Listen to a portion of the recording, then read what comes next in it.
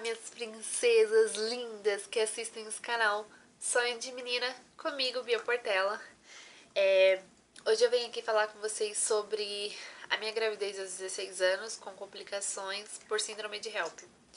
Pessoal, eu descobri a minha gravidez, eu tava com aproximadamente 4 meses de gestação. E no meu primeiro ultrassom, que foi com 4 meses e meio, já deu pra ver o sexo da minha bebê, que era uma menininha, né, gente? É uma menininha até hoje, né, minha bebezinha. Pessoal, o que aconteceu? Eu fiz o acompanhamento pré-natal pelo SUS. Fiz acompanhamento pré-natal pelo SUS. Eu iniciei o pré-natal em um lugar e depois eu fui pra outro posto de saúde, né? Eu iniciei num posto de saúde, depois eu fui pra outro. Esse foi meu erro, porque onde eu iniciei meu pré-natal era muito bom mesmo. Elas pelo menos assistiam a minha gravidez, né, gente? Elas tinham preocupação. Fui pra outro posto de saúde, gente, fazer o pré-natal com uma médica, né, uma doutora. E, gente, péssimo mesmo. Eu ia nos pré-natal, eu era muito curiosa, eu queria saber sobre a minha gravidez, eu tinha interesse em saber. Só que assim, eu chegava lá, sentava na cadeira de frente pra mesa dela, ela perguntava pra mim, você tá bem? Eu falava, sim, estou bem. Ela pegava e falava assim, então vamos, deita ali que eu vou medir os batimentos do bebê. Ela escutava o coraçãozinho do bebê, media o tamanho da minha barriga e só isso. Perguntava pra mim, tá faltando remédio? Isso quando ela lembrava, que era no caso o ácido fólico e o sulfato ferroso. Ela não tava nem aí pra mim, essa é a verdade. E era toda consulta era a mesma coisa. Só que eu ia, gente, porque eu queria saber se tava tudo. Não sei, eu achava assim, ela é médica. Nunca fui mãe, né, gente? Eu achava que era normal aquele tratamento ali. O que aconteceu? Fiz alguns exames, tomei as vacinas que tinha pra tomar, tudo bonitinho. Mas eu não era bem assistida na minha gravidez, assim, eu tinha uma amiga que ela tava grávida comigo na mesma época e assim, ela falava do médico dela que ela inchava, ele queria saber o motivo daquele inchaço, ele investigava o motivo daquele inchaço. Ela, sabe, ele tinha muita atenção, né? E eu até pensei em trocar de médico, mas eu falei assim, bom, já tô quase pra ganhar, vou continuar até o final. E é isso, né? Medi a pressão, gente, a pressão sempre tava ótima, ok. Beleza, o que aconteceu? Quando eu completei 39 semanas, eu acordei pela manhã, fui lavar as roupinhas da minha bebê. E eu percebi que eu tava inchando muito no finalzinho da gravidez. Muito, gente. Os meus pés ficavam enormes. Enormes. Gente, chocolate tava no meu dedo, tá? Desculpa. Enfim, gente, aqui. Voltando. Meus pés inchavam muito, minhas mãos, enfim, eu ficava inchada bastante. Só que eu perguntava pra ela se era normal e ela falava assim que sim. E aí eu falava, não vou perguntar mais nada, tudo que eu falo, sabe? E ela não falava nada, eu engordei. Na gravidez não engordei muito, mas eu engordei e assim, ela não falava nada, nem do peso, nem o tanto que eu tinha que engordar, nada, gente, nada, não falava nada, era uma viva morta, pra ser sincera, Deus que me perdoe. Enfim, gente, fiz as 39 semanas, levantei, fui lavar as roupas da minha bebê e tal. O que aconteceu? Quando foi mais pra tarde, eu fui num culto da igreja onde eu frequentava, né? E lá eu comecei a sentir umas cólicazinhas nas minhas costas, gente. Umas cólicazinhas. E aquelas cólicazinhas foram apertando, foram apertando. Dali já foi se tornando uma coisa que foi me dando uma falta de ar, aquela coisa toda, e eu já não tava mais aguentando. Fui no banheiro, vomitei horrores, passei muito mal mesmo. E aquela dor, ao invés de amenizar, gente, ela piorou muito, muito. Sabe o que é muito? Foi muito mesmo. Já não era mais uma cólicazinha, era uma dor fortíssima no meu abdômen que só aumentava. Fui pra minha casa, a igreja era do lado da minha casa, fui pra minha casa, gente, quase que me arrastando, porque a dor era insuportável. Isso porque a igreja era do lado da minha casa, se fosse mais longe eu não chegava em casa, tá? Então, gente, o que aconteceu? Cheguei, me joguei na cama, meu pai morava comigo e, né, nessa época, meu esposo ainda não tinha chegado do serviço. Falei pro meu pai que eu tava sentindo dor ali, meu pai não entendeu, porque eu passei a tarde toda bem. E de repente, do nada, de uma hora pra outra, eu não estava me sentindo bem. E ali eu relatei pro meu pai, Deus já enviou uns anjos na minha casa, né? Algumas pessoas pra me ajudar. Ali ligaram pra minha mãe, a minha mãe, ela tava na casa de uma tia minha. A minha mãe veio com um tio meu de carro pra me levar pro hospital. A minha mãe, gente, ela trabalhava à noite no hospital e toda o período da minha gestação ela falou que ali seria o hospital qual eu ganharia minha filha. Também é um hospital, né, de rede pública. Gente, o que acontece? Eu tenho tias que trabalham no hospital e onde a minha mãe trabalha, tinha minha mãe que trabalhava lá e tinha uma tia que ela era chefe de enfermagem lá. Então minha mãe já tinha até conversado ali com algumas, né, obstetras, enfermeiras obstetras, médicos obstetras, que eu ia ganhar ali, né, pra que eles tivessem uma atenção e tal, né, apelo de mãe. Mas, gente, no meio do caminho, o meu tio perguntou pra minha mãe qual seria o hospital que eu iria. E ali eu tenho uma tia também que trabalha no hospital Sapopemba e ela tava de plantão. A minha outra tia não estava de plantão no outro hospital. Eu ganhei minha filha no hospital Sapopemba, gente. Minha tia trabalhava lá e ela também era chefe de enfermagem naquele hospital. Chegando lá, gente, eu já não tinha mais força para sentir dor. Durante o caminho, eu senti todas as bombadas e buracos que tinham na rua. De tão forte que tava a minha dor, não podia, gente, eu não podia respirar que doía. Eu já tava sem força nenhuma, como se eu sentia ali que como se eu fosse perdendo a vida ao longo do caminho. E foi muito tenso aquele caminho, mas eu só queria dormir e que aquela dor passasse. Cheguei no hospital, foi medida ali a minha pressão estava 20 por alguma coisa. Estava muito, muito, muito alta. E naquele meio tempo eu convulsionei. Ali eu só vi que os médicos pegaram, injetaram alguma coisa na minha veia depois e me levaram para procedimento cirúrgico para fazer uma cesárea, né, gente? E meu sonho sempre foi ter um parto normal, aquele parto que, sabe, que depois que a criança sai, você tem um certo alívio, né?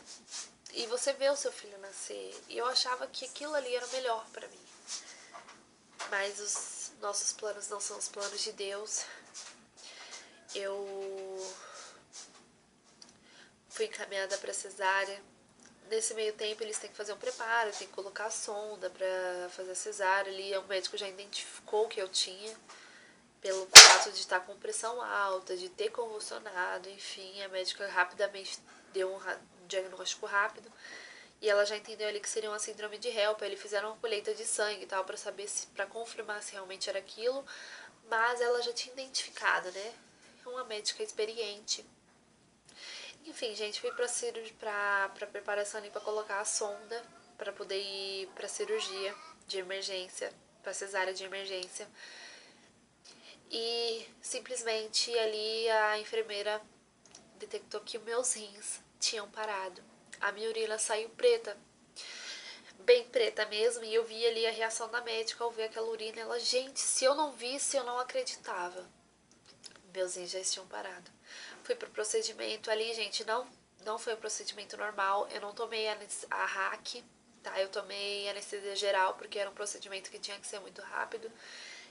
E ali era uma luta contra o tempo para salvar a minha vida ou a vida do meu bebê.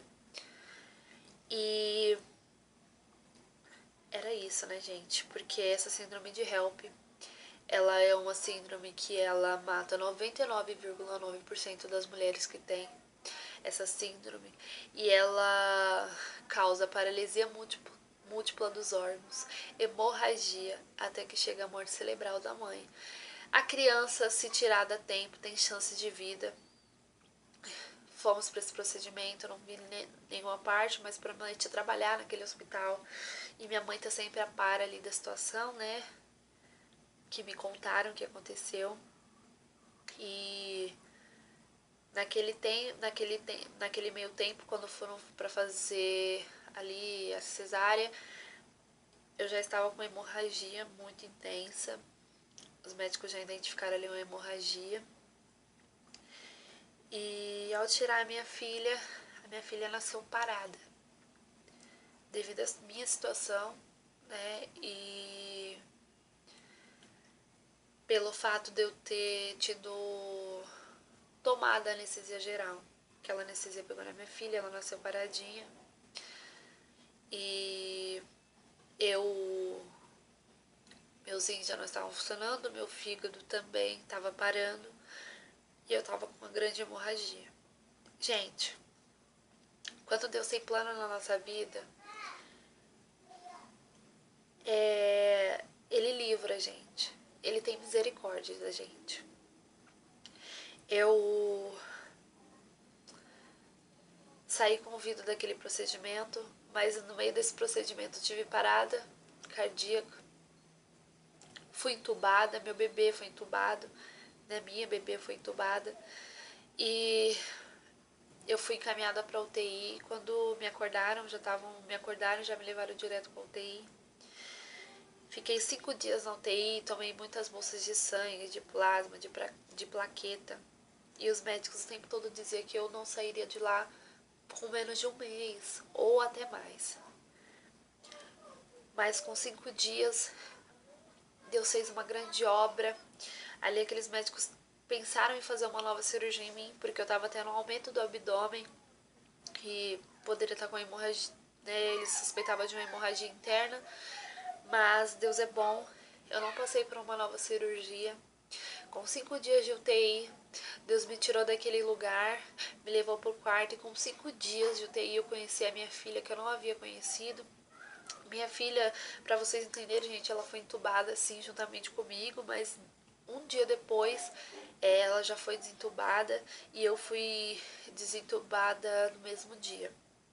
E eu saí da UTI, gente, saudável, amamentei a minha filha e tô aqui dizendo que Deus é bom e que Deus faz coisas da nossa vida que é inacreditável. Se fosse pelaquela médica que fez o meu pré-natal, fui extremamente mal assistida, gente.